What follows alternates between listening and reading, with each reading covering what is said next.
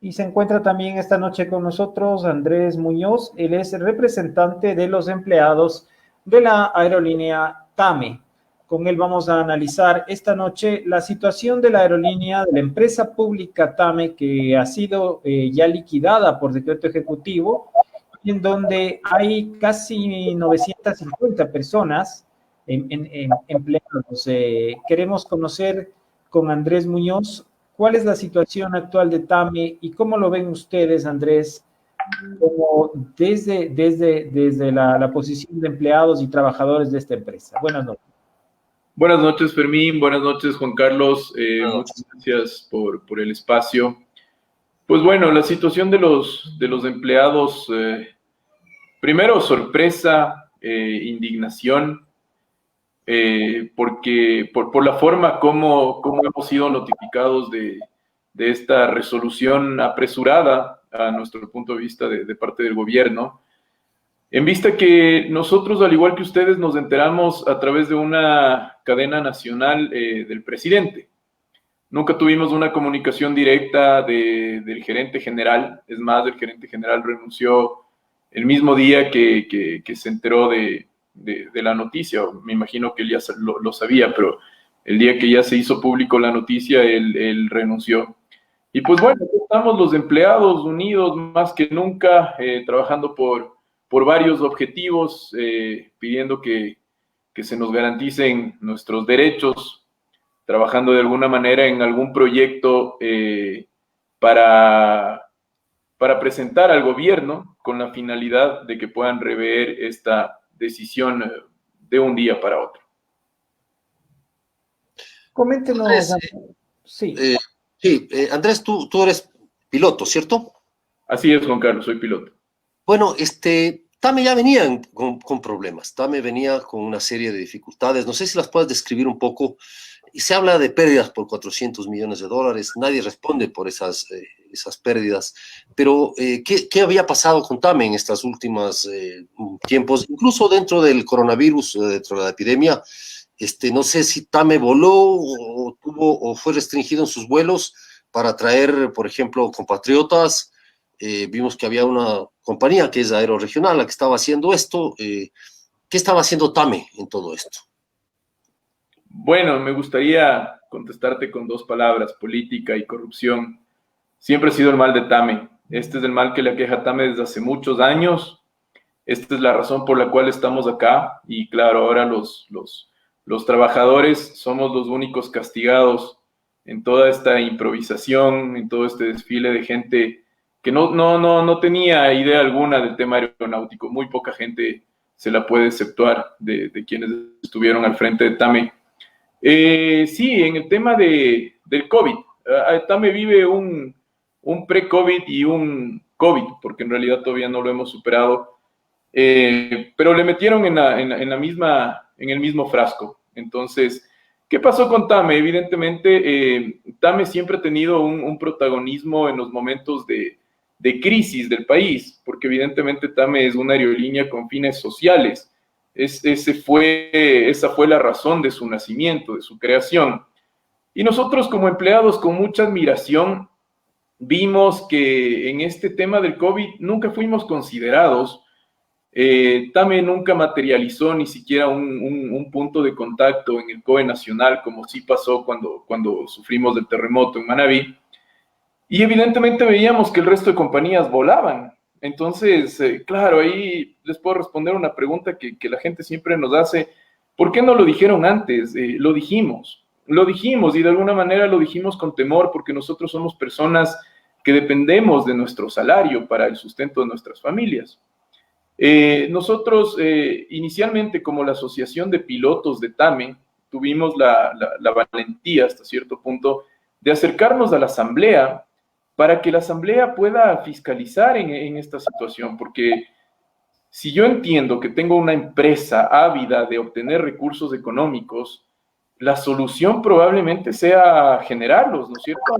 Ninguna empresa en los vuelos humanitarios o de repatriación lo hizo a pérdida o lo hizo gratuitamente.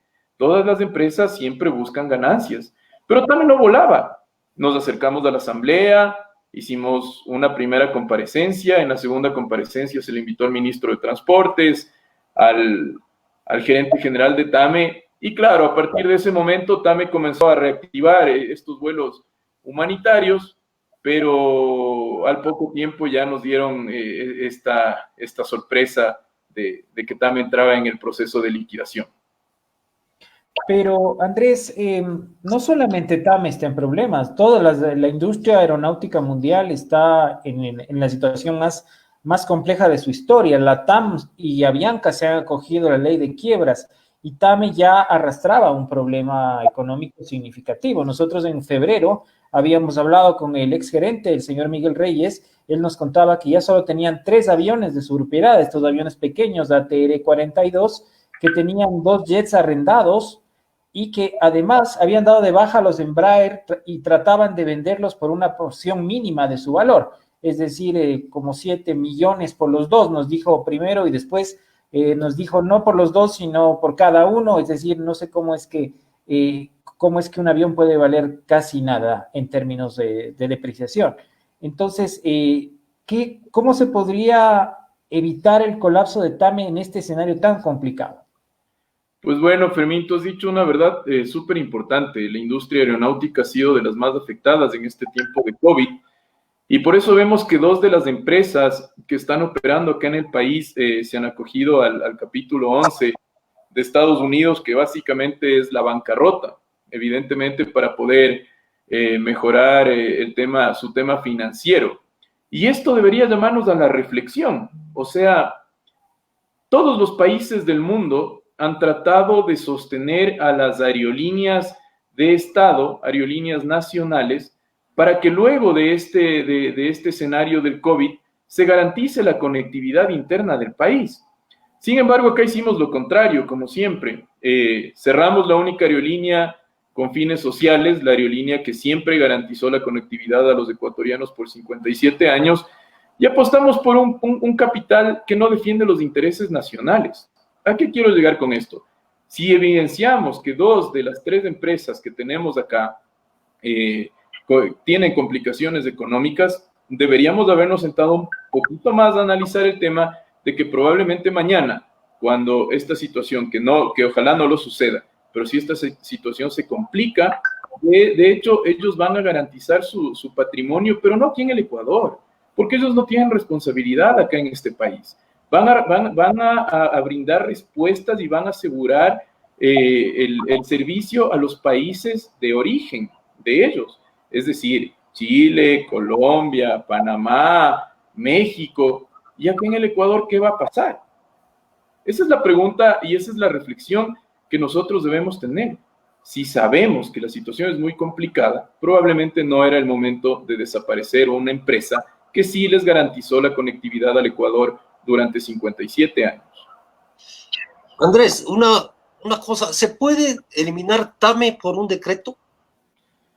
Entendemos, esa es una parte que nosotros también estamos averiguando. Entendemos que TAME EP, como EP, fue creada con un decreto del presidente Correa. Entonces, decreto con decreto es viable, pero lo que estamos tratando de investigar es la creación como TAME, como Transportes Aéreos Militares del Ecuador. Esto sucede alrededor del año 89, me parece que ya queda registrado oficialmente, y esos son los datos que nosotros estamos tratando de conseguir por el momento. ¿Se puede salvar TAME? Se puede salvar TAME, Juan Carlos. ¿Cómo? Con gente capaz, con gente honesta, obviamente sincerando el tema de la empresa. Es inevitable una reducción de personal. Mira, TAME llegó a ser una empresa que manejaba 17 aeronaves. Ajá. Para 17 aeronaves tú necesitabas probablemente 1.500 empleados. Pero en los últimos años TAME se ha reducido casi al 30% de lo que fue en su máximo esplendor. Sin embargo, continuamos con 900 empleados. Eso podría ser la primera solución. La segunda solución, el tema de contratos de aeronaves. TAME vivió pagando un leasing de alrededor de 4 o 5 aviones que estuvieron en tierra, un leasing aproximado de $150,000 mensuales por avión, y estos aviones no volaban. Entonces, esas eran las soluciones técnicas que brindaban los administradores de turno. Como claro, no tengo el dinero para devolver el avión, no importa, parquémosle y continuemos pagando un canon de arrendamiento, y al final esa era la solución. Esto se lo abordó de lleno en el año 2018 con un gerente que nosotros pensamos fue uno de los gerentes más técnicos que tuvimos. Octavio Pérez hizo la devolución de estos aviones. Evidentemente hay mucho dinero de por medio porque estás rompiendo un contrato unilateralmente, tienes que entregar los aviones realizando inspecciones y todas las exigencias que te piden los dueños. Octavio Pérez también redujo la nómina casi en 500 empleados. Entonces, comenzamos a creer, comenzamos a pensar que al fin respondíamos a un plan estratégico, técnico de una persona que conocía en la materia. Sin embargo, al poco tiempo fue retirado. De la noche a la mañana lo sacaron de TAME y volvimos a las viejas andanzas de siempre. Gente política, gente que no tenía el conocimiento aeronáutico, probablemente eran brillantes en sus especializaciones, pero eso no se pudo evidenciar en el manejo adecuado de TAME. ¿TAME es salvable? Por supuesto, es salvable. Andrés, tenemos una serie de comentarios que tú también los podrás ver, y más tarde entraremos con ellos, pero muchos coinciden en esto, el tema de la corrupción de TAME, o en TAME. ¿Cómo caracterizar la corrupción? ¿Qué era la corrupción ahí? ¿En qué se daba la corrupción? Y segundo, una empresa que al parecer fue el taxi de los funcionarios, taxi gratuito además, es decir, para familias, pero también de empleados de TAME que tenían derecho a pasajes, derecho a una serie de prebendas. Como es empresa estatal, entonces, viva la fiesta. No sé si estoy equivocado.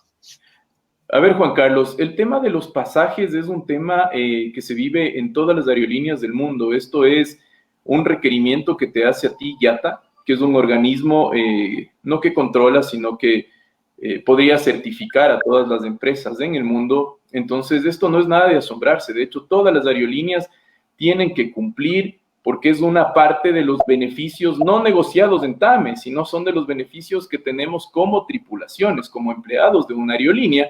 Y evidentemente TAME, siendo parte de IATA, tiene que cumplir con estas exigencias que te pide un organismo internacional. ¿Cuál es la corrupción de TAME? La corrupción de TAME es desde haber puesto gente que no cumplía los requisitos establecidos en la Ley Orgánica de Empresas Públicas, en los mismos estatutos de TAME al frente de la empresa, contratos terriblemente firmados, mal elaborados, mal uso de las aeronaves. Tú sabes, en el gobierno anterior las aeronaves eran utilizadas como taxis, responder intereses políticos. Por ejemplo, cuando se abrió el aeropuerto de Jumandi, que es el nuevo aeropuerto del Tena, ¿quién fue la empresa que tuvo que ir a operar a un aeropuerto donde se sabía que no había movimiento de más allá de 15 pasajeros? TAME. ¿Quién estuvo operando, por ejemplo, a Cumbaratza, a Manaos? ¿Quién respondió a intereses políticos operando en Caracas, en Cuba? Entonces, ahí están los principales pilares de la corrupción de TAME. Ahí está por donde TAME se desangró. Andrés, ustedes, es decir, digamos, la empresa como tal tiene básicamente 3 aviones, que son estos ATR-42, suponiendo el escenario de que van a devolver los que están arrendados. ¿Ustedes creen que podrían los actuales empleados operar esa pequeña flota, tal vez para frecuencias domésticas? ¿Creen que con ese equipo se puede desarrollar algún tipo de operación que permita que la empresa persista? Un rotundo no. Con todo el número de empleados que estamos ahora, evidentemente no se puede. Como yo les había dicho, un plan de optimización y sinceramiento, reducción completo de los empleados. Pero claro, ese es el esquema que de alguna manera lo vamos a proponer. Que TAME vuelva a su origen básico, a los fines sociales, a servir a un país y claro, volver a ser una aerolínea regional muy, muy pequeña, evidentemente. Ahora, tenemos que entender también que hay muchas responsabilidades que la gente, usuarios frecuentes de las aerolíneas no lo conocen. El tema de colonos de Galápagos, por ejemplo. ¿Qué pasa con los colonos de Galápagos? Los colonos de Galápagos son personal, gente que paga casi la mitad de un pasaje. Entonces, ojalá exista esa responsabilidad también en la parte privada de atender a esta gente.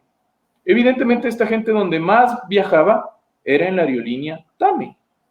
TAME tiene que responder, tiene 2 aviones también Airbus que están en la figura de arrendamiento, y estos aviones, uno de estos aviones me parece que fenece su arrendamiento este año y el siguiente fenece el arrendamiento en el 2023.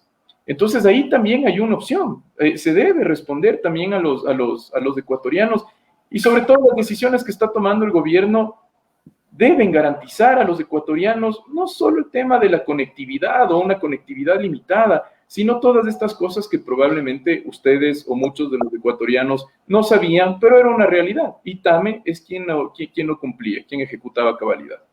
Andrés, ¿cuál es su hoja de ruta? ¿Cuál es la hoja de ruta de los empleados de TAME este momento? ¿Qué están planteando? ¿Qué van a hacer?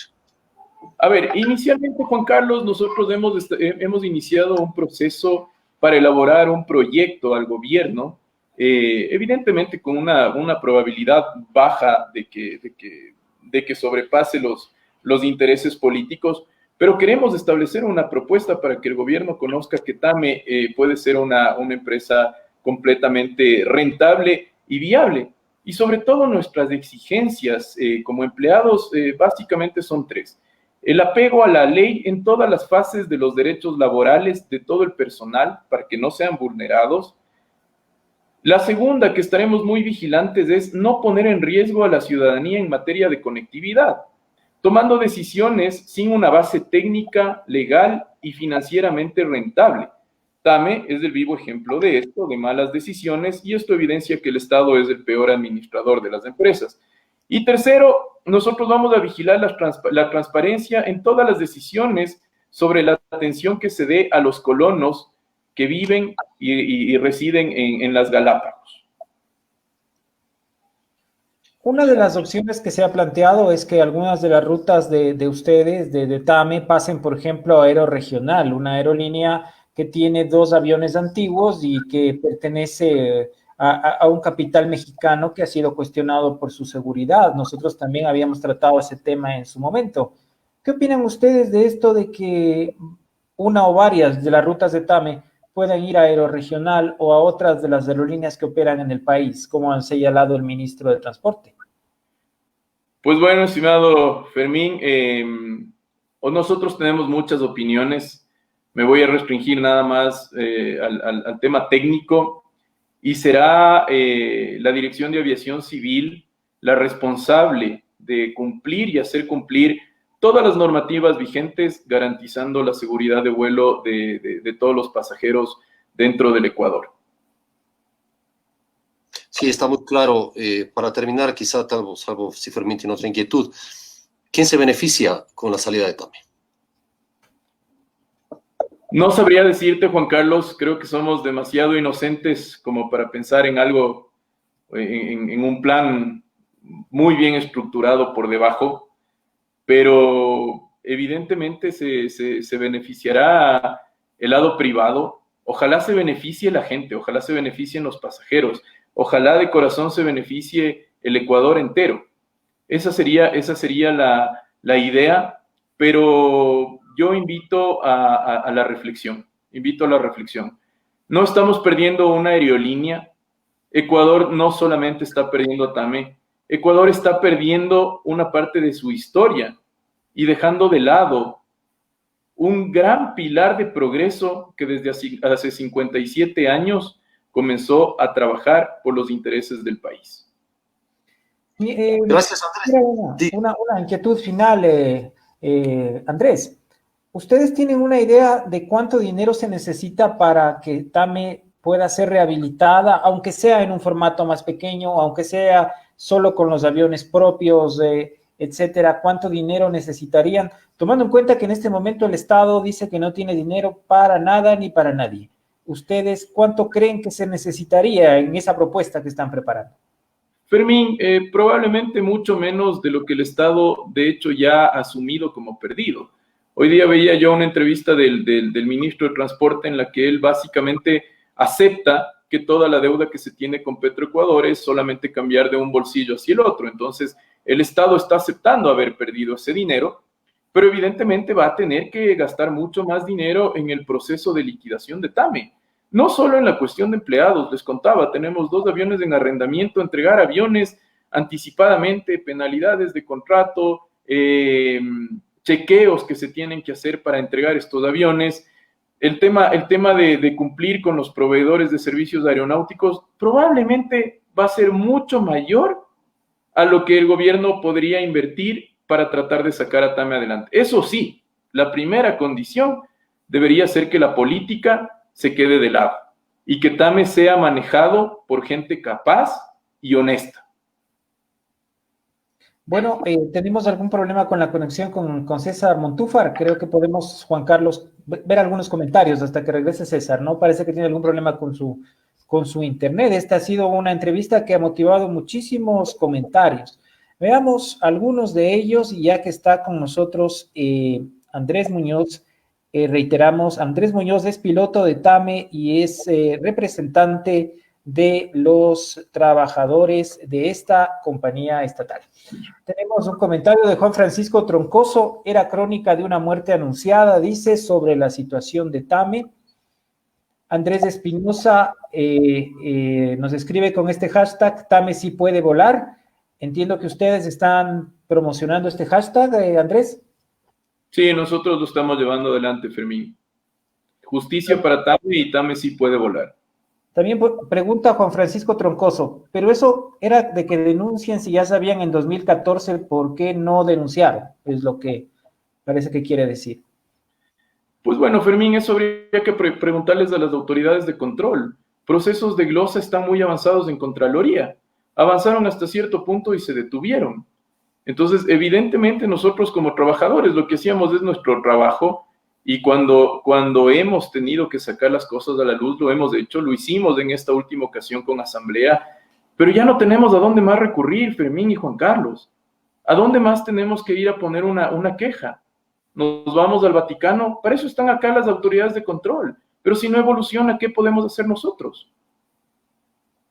Lisbe Villagómez nos dice, los políticos corruptos hicieron lo propio con Ecuatoriana. Es cierto, ¿no? Durante muchos años Ecuatoriana, una aerolínea estatal, una aerolínea que curiosamente nunca tuvo un accidente, ¿no? Eso fue un récord de esta aerolínea ecuatoriana y que en los años 90 paulatinamente se pensó en privatizarla, esto no resultó, al final Ecuatoriana desapareció. Un poco parece que se está repitiendo la historia, ¿no?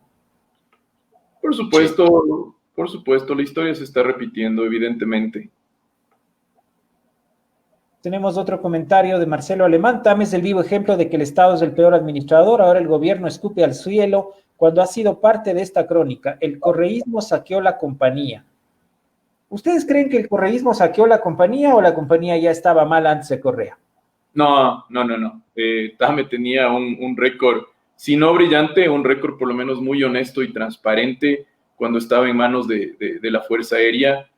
Y claro, evidentemente cuando la política entró a administrar TAME es cuando arrancó el debacle de nuestra compañía.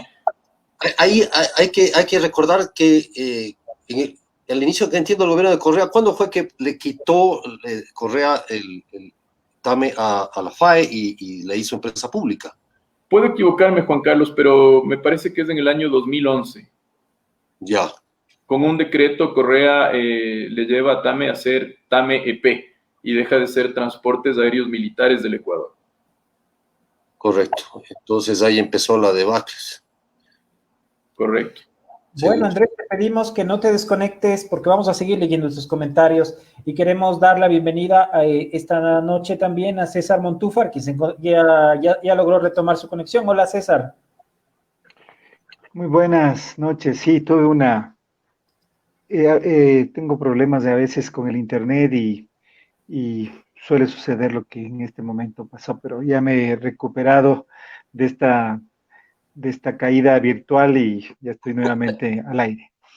César, buenas noches, gracias por estar con nosotros. Bueno, fíjate, estamos tratando este tema de coyuntura, tú planteas una propuesta de lucha anticorrupción. El problema de TAME tenía un patrimonio que tenía no exento de problemas, pero tenía un récord importante, era una empresa aérea nacional importante, y hoy termina siendo prácticamente liquidada, desaparecida. Un poco asociando a lo que tú estás planteando, el problema de la corrupción. ¿Crees que es la corrupción la que mata, cierto, este tipo de patrimonios nacionales? Bueno, yo no puedo estar más de acuerdo con lo que le he escuchado al señor Muñoz expresar. Y me parece que el riesgo, y yo creo que un riesgo que no podemos quizá desechar, sino que yo lo veo al menos muy cercano, es que lo que le está sucediendo a Tame le pase a todo el Estado ecuatoriano. Uh-huh. Creo que estamos ante una situación en la que la corrupción se ha tomado absolutamente todo el sistema institucional del país, no solamente a nivel del gobierno central, sino también a nivel de los gobiernos municipales y provinciales. Invitar de una vez a Andrés para que en conjunto podamos ir leyendo los comentarios. Tenemos un comentario de René León que dice, en Venezuela hay más de 40 millones, Andrés. Entiendo que nunca pagó Venezuela por los vuelos que estaba haciendo Tame, ¿no?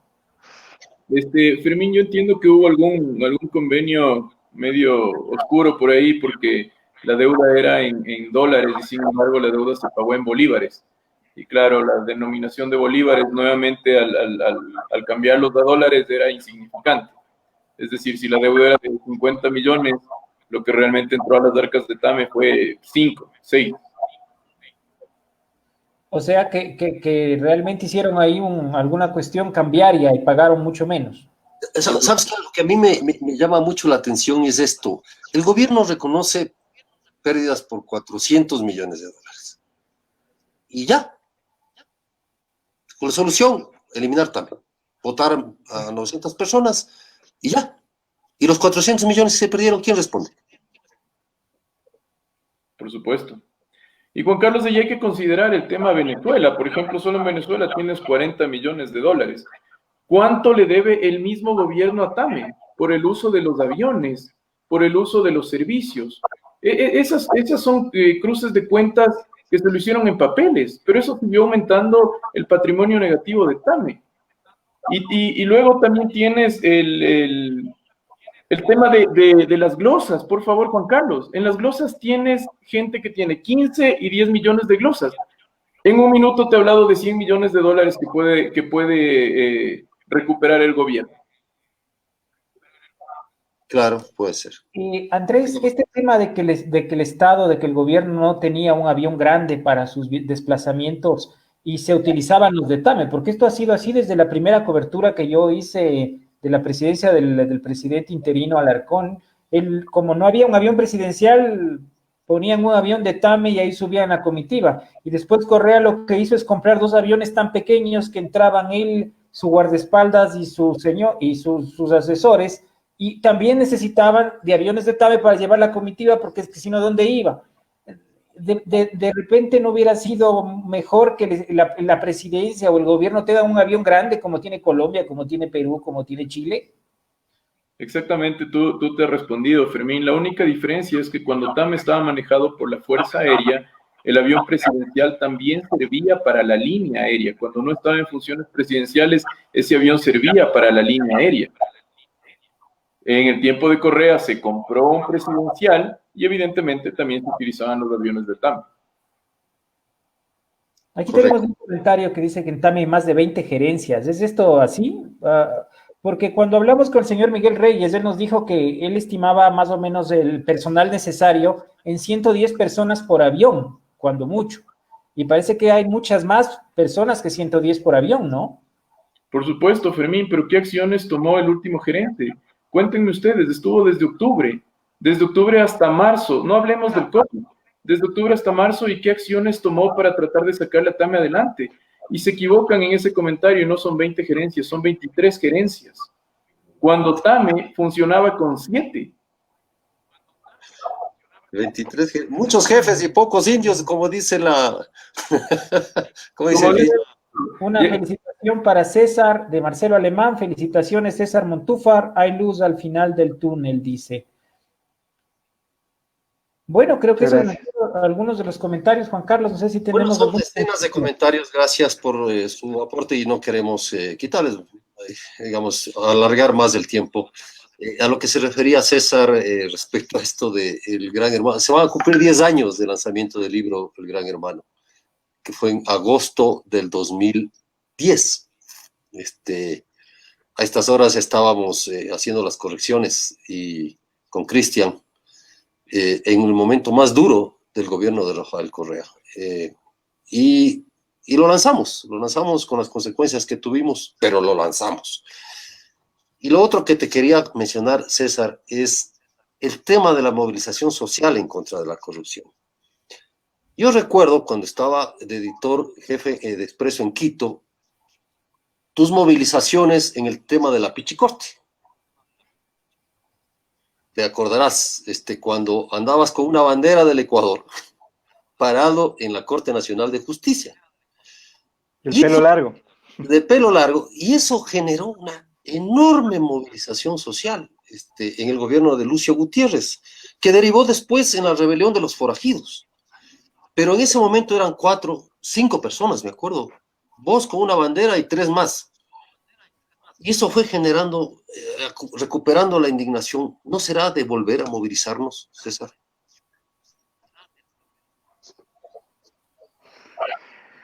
Yo creo que sí, el problema es en este momento también la pandemia, ¿no? Que puede poner en riesgo la vida de las personas, pero yo creo que hay una enorme movilización en redes sociales y creo que esa movilización también es importante. Eh, y creo que la gran movilización va a ser alrededor de las elecciones. Me parece a mí que puede ser que en ese momento haya un cambio de ciclo, un ciclo diferente. Eh, lo que yo creo además es que el tema de la corrupción le importa muchísimo a la gente. Es falso eso de que a la gente no le importa los temas del país. Yo creo que en realidad, incluso en las crisis es donde más vívido se siente eso. Y yo creo que este encierro, este confinamiento, nos tiene que permitir trascender. Me parece que es una frase absolutamente desafortunada, de eso de que tenemos que regresar a la normalidad. Creo que el Ecuador no puede regresar a la normalidad. Creo que tenemos que superar, o sea, tenemos que rebelarnos contra la normalidad. Esta es la crisis que tenemos en este momento, es resultado de una normalidad a la que nos están invitando a regresar. Yo creo que no es ese el camino. El camino es a replantearnos nuevamente las cosas y decirlo por eso es que es importante la verdad. Yo te invitaría, Juan Carlos, a que se haga un acto por el día Gran Hermano. Los 10 años del Gran Hermano, ese libro, se dice que los libros no son importantes. Yo soy un hombre de libros, yo soy un profesor universitario y creo en los libros. Yo creo que ese libro marcó una ruta para el periodismo y la opinión pública del Ecuador. Yo me acuerdo cuando se lanzó, era una cosa, pero de un día al otro, mucha gente, yo era asambleísta en ese momento, cambió incluso la perspectiva. Es lo mismo que está pasando en este momento con el gobierno municipal de Quito. Hace un año y más de absoluta inacción municipal, de show, de gran tramoya mediática, teniendo un comunicador de alcalde. Hoy comenzamos a pagar esa factura. Pero el Gran Hermano fue un cambio, y por eso yo invitaría, Juan Carlos, invitaría a Plan B a que se vuelva a lanzar el libro, aunque sea de manera virtual, porque hay que conmemorar esos hitos que nos pueden permitir entender y comprender que el Ecuador no tiene que conformarse y que esa llamada normalidad a la que nos están invitando es algo a la que tenemos que oponernos. Yo me opongo a regresar a la normalidad. Yo creo que tenemos que dar un salto, porque de lo contrario vamos a seguir en lo que estamos diciendo, seguir en el esquema en el que estamos planteando. Tú acabas de dar el ejemplo de Tame. Yo le felicito al señor Muñoz por la actitud que tiene, incluso que se presente con el uniforme de piloto. Ese es un mensaje. Y ese mensaje lo captamos quienes sentimos y nos damos cuenta que la cuerda se quiere romper siempre por la más débil. 400 millones de pérdidas en Tame y cerramos la empresa. Se acabó el problema. Y la gente responsable de eso, ¿dónde está? posiblemente está viviendo en otro país o tiene una situación absolutamente acomodada precisamente por haber vivido de esa empresa como de otras empresas. Entonces yo creo que en realidad tenemos que causar y comprender que aquí hay cosas que hacer y cosas que no podemos repetir. Así que yo invito y me alegro que hayas dicho esa referencia, Juan Carlos, y creo que el país les agradece a ustedes. Yo les agradezco a ustedes por lo que hicieron. Yo era asambleísta en ese momento. Mira, perdona que me extienda. En ese momento era el momento más alto del correísmo. Y éramos 30 asambleístas, éramos menos del 30% de la asamblea quienes nos oponíamos. ¿Sí? Y era una avalancha que teníamos encima. Sobre eso fue sobre lo que se fue armando. Sí, si no hubiera sido por eso, posiblemente Correa se quedaba mucho más tiempo. Bueno, yo creo que Correa o el correísmo y el esquema del correísmo sigue. El leninismo es parte de ese mismo esquema. Y Yunda es parte de ese mismo esquema. Entonces, creo que tenemos que dar vuelta a la página y no regresar a la normalidad, sino dar un salto. Ojalá este confinamiento, esta crisis tan dolorosa para miles de personas que han muerto, para miles de personas que están en desocupación, tiene que ser un salto hacia un país que comprenda y entienda y se plantee un futuro distinto. Gracias, César. Andrés, para terminar, quizá tus últimas reflexiones sobre el tema. Bueno, yo nada más, Juan Carlos, agradecerle los comentarios a César Montúfar, decirle que es un hombre ejemplo, un líder, y esa es la responsabilidad que nosotros los jóvenes de este país tenemos que asumirla. Es momento de perder el miedo. Yo, al frente de 3 personas que han trabajado para que este país acabe con esa mafia de la corrupción, me siento seguro y me siento sin miedo. Y en realidad esto nos obliga a nosotros como ecuatorianos a abrir los ojos. Por lo tanto, yo también hago un llamado a la gente de acabar con esto de la corrupción. Hoy no se acaba tanto. Hoy se acaba una parte de la historia del Ecuador. Y el Ecuador se está resquebrajando por todos lados. Es nuestra obligación sacarlo adelante y es nuestra obligación ser ciudadanos honestos y transparentes. Muy gentil por su espacio. Muchísimas gracias a nuestros invitados esta noche, el capitán Andrés Muñoz, piloto y representante de los trabajadores de TAME, y el doctor César Montúfar, ex asambleísta y político con quien hemos tenido una conversación que ha tenido una de las más importantes audiencias de este programa. Les agradecemos muchísimo por haber estado con nosotros esta noche. Y también mañana continuaremos con este espacio con nuevos temas de interés y con el resumen y las noticias del día, Juan Carlos. Gracias, nos hemos alargado más o menos en esta emisión, que suele durar 1 hora, o vamos casi a la 1h30, pero yo creo que ha valido la pena. Valía la pena escuchar al comandante Muñoz, valía la pena escuchar a César Montúfar y a todos quienes aman a este país o amamos a este país, que es el país de nuestros padres y el de nuestros hijos. Y entonces, ahí están puestas las inquietudes, los desafíos. El cáncer de la corrupción es lo que nos está matando, es un tema, es una metástasis nacional. Debemos ayudar a salvar este país. Nada más por eso, y gracias por su cordialísima atención, Fermín. Gracias y buenas noches. Nos vemos mañana. Buenas noches.